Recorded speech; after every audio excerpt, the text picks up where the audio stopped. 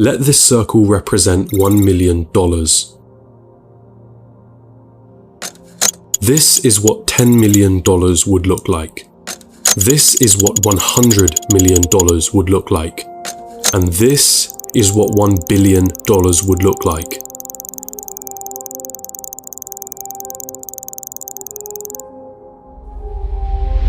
Jeff Bezos, the founder of Amazon, has a net worth of 117 times this number.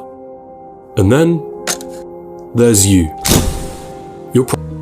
The final step of this equation to wealth is finding a scalable solution to the problem. Your solution needs to affect a magnitude of people.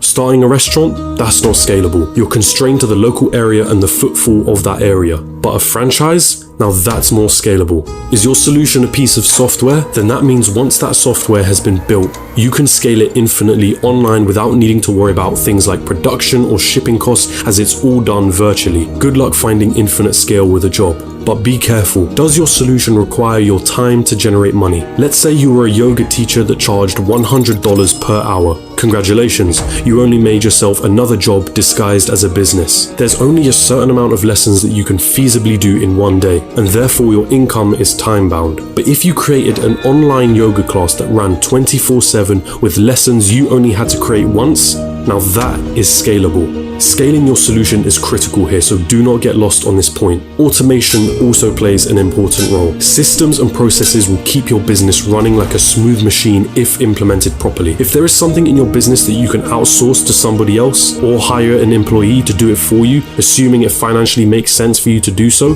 then do it. Tasking yourself with everything is a bad thing. As much as you may think you're the best, there's someone out there that can do a better job than you. Once you've found a solution, it's your job to make sure that solution can be accessed by everyone in your market. It's not about your ego, and it's not about what you're passionate about. The market doesn't care about your passions. So now that you have your profitable business running with the right systems and processes in place, it's time to move on and reap what you sowed.